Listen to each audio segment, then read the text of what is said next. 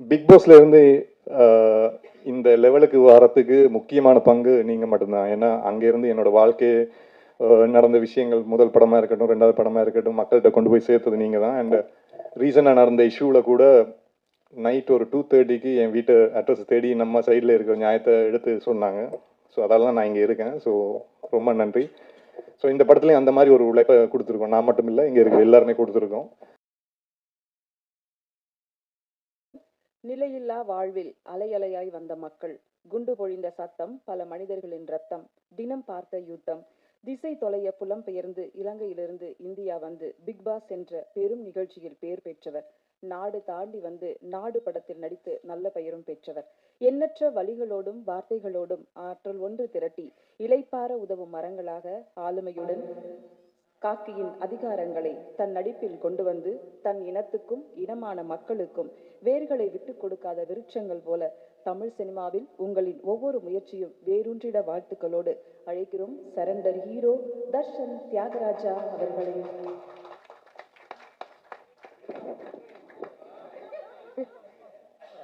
Kavitha ma'am, thank you. எல்லாருக்கும் வணக்கம். First of all என்னோட டைரக்டர் கௌதம் சார்,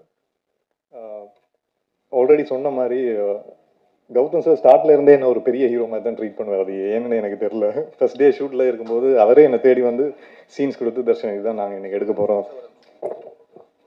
போகிறோம்னு சொன்னார். அப்போ நான் சார் இதை நீங்கள் கூப்பிட்டுருந்தா நானே வந்திருப்பேன்ல. இல்லை ஒரு ஹீரோ அப்படி தான் ட்ரீட் பண்ணணும்னு சொல்லி ஃபர்ஸ்ட் டேலேருந்து லாஸ்ட் டே வரைக்கும் நான் அப்படி தான் ட்ரீட் பண்ணிட்டு இருந்தார். Thank you sir. அண்ட் ரீசெண்டாக ஒரு பர்சனலாக இஷ்யூ வரும்போது அது சாருக்கே தெரியாது. ஸோ எனக்காக வந்து காலையிலேருந்து ஈவினிங் வரைக்கும் நின்றார். So thank you so much sir. இந்த படம் மூலமாக உங்கள் சந்திப்பு கிடைச்சது I am very happy sir. And producer sir, யூஸ்வலாக ஒரு சின்ன படம் மாதிரி இல்லாமல் ஒரு ஒரு ஒரு சப்ஜெக்டை நம்பி இவ்வளோ ஒரு அமௌண்ட்டை போட்டு இன்னும் ப்ரொடக்ஷன், ப்ரீ ப்ரொடக்ஷனில் இருந்து போஸ்ட் ப்ரொடக்ஷன் எல்லாத்துலேயும் இவ்வளோ ஒரு அமௌண்ட்டை போடுறதுக்கு யாருக்குமே மனசு வராது சார். பட் எனக்கு ஏன்னா யூஸ்வலாக ப்ரொடியூசர்ஸ் ஹீரோஸோட பேச மாட்டாங்க ஆஃப்டர் படம் முடிஞ்சதுக்கு அப்புறம் அந்த ப்ரொடக்ஷனில் போஸ்ட் ப்ரொடக்ஷனில் என்ன நடக்குதுன்னு. பட் சார் டெய்லி எனக்கு அப்டேட் பண்ணிட்டே இருப்பார். ஸோ தேங்க்யூ சார் இந்த மாதிரி ஒரு வாய்ப்பை எனக்கு கொடுத்ததுக்கு. அண்ட் நான் எப்போவுமே நம்புகிற விஷயம் என்ன அப்படின்னா, ஒரு டிஓபி சாருக்கு மட்டும் ஹீரோவை பிடிச்சிட்டுனா ஸ்க்ரீனில் அழகாக தெரியும். அதால் நாங்கள் ஸ்டார்ட்லேருந்தே டிஓபி சார் தேடி போய் ஒரு ஐஸ் ஒன்று வைப்பேன். ஸோ அந்த விதத்தில் மெய்யேந்திரன் சார் தேங்க்யூ சார். ஏன்னா இந்த படம் ஸ்டார்ட் பண்ணும்போது கண்ணில் ஒரு கட்டி வந்துருச்சு. ஸோ அதால் தர்ஷன் இப்போதைக்கு கொஞ்சம் ரொம்ப க்ளோஸாக போகணும் அப்படின்னு சொல்லிட்டு ஒரு 13 டேஸுக்கு அப்புறம் அந்த கட்டி போயிடுச்சு. அப்போ மெய்யேந்திரன் சார் கூப்பிட்டு தர்ஷன் இனி ஆட்டத்தை பாருங்க அப்படின்ட்டு சாரே வேணான்னாலும் எனக்கு க்ளோஸ் இருப்பார். ஸோ தேங்க்யூ சார், ரொம்ப நன்றி.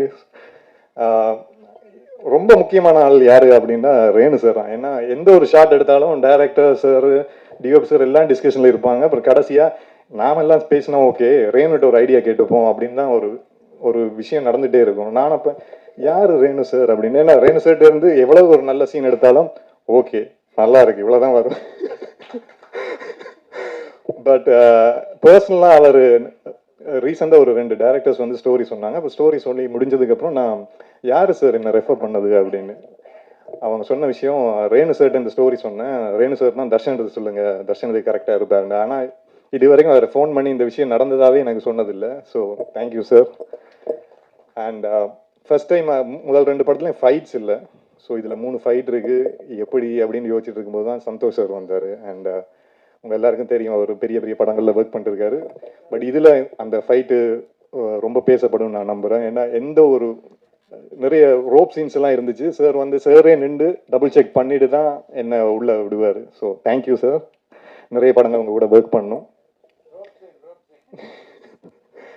அண்ட் மியூசிக் டைரக்டர், ஆக்சுவலாக டீசர் பார்த்ததுக்கப்புறம் வீட்டில் இருந்தும் சரி என் ஃப்ரெண்ட்ஸும் சரி கேட்ட விஷயம் யார் மியூசிக் அப்படின்ட்டு. Vikas sir thank you so much. ஏன்னா சீன்ஸாக பண்ணும்போது தெரில, அப்புறம் மியூசிக்கோட பார்க்கும்போது தான் தலைவன் என்னை காப்பாற்றி விட்டார். So thank you sir. And Mansoor Ali Khan sir, நாங்கள் எல்லாருமே அவர் படங்களை பார்த்து வளர்ந்தது, ஊரில் இருந்தாலும் சரி ஸ்ரீலங்காவில் இருந்தாலும் சரி. ஸோ அவள் ஒரு பெரிய ஆர்டிஸ்ட் எப்படி ஒர்க் பண்ணுவாங்கன்னு நான் நேரில் பார்த்ததில்ல. ரவிக்குமார் சாருக்கு அப்புறம் Lal sir, Sujith Shankar sir, Mansoor Ali Khan sir தான் நேரில் பார்த்துருக்கேன்.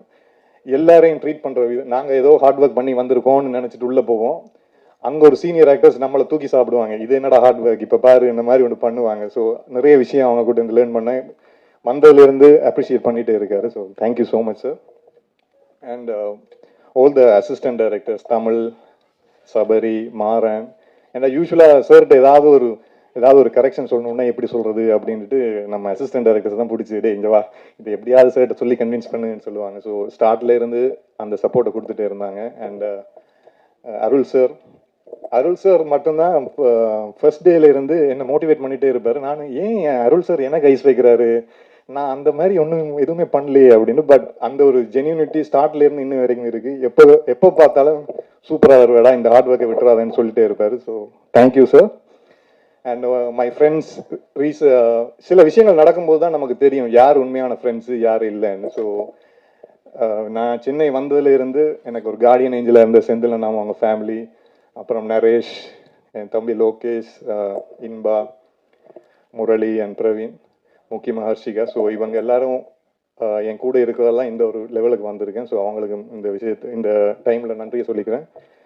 And last but not least ப்ரெஸ்ஸும் மீடியா மக்களும், பிக் பாஸ்ல இருந்து இந்த லெவலுக்கு வரத்துக்கு முக்கியமான பங்கு நீங்கள் மட்டும்தான். ஏன்னா அங்கேருந்து என்னோட வாழ்க்கை நடந்த விஷயங்கள், முதல் படமாக இருக்கட்டும், ரெண்டாவது படமாக இருக்கட்டும், மக்கள்கிட்ட கொண்டு போய் சேர்த்தது நீங்கள் தான். அண்ட் ரீசனாக நடந்த இஷ்யூவில் கூட நைட் ஒரு 2:30க்கு என் வீட்டு அட்ரஸ் தேடி நம்ம சைடில் இருக்கிற நியாயத்தை எடுத்து சொன்னாங்க. ஸோ அதெல்லாம் நான் இங்கே இருக்கேன். ஸோ ரொம்ப நன்றி. ஸோ இந்த படத்துலையும் அந்த மாதிரி ஒரு உழைப்பை கொடுத்துருக்கோம். நான் மட்டும் இல்லை, இங்கே இருக்கிற எல்லாருமே கொடுத்துருக்கோம். ஸோ கண்டிப்பாக இந்த படம் உங்களுக்கு பிடிக்கும்னு நம்புகிறோம். அப்படி பிடிச்சிருந்தா இந்த படத்தையும் மக்களுக்கு சேர்த்துருங்க. தேங்க்யூ.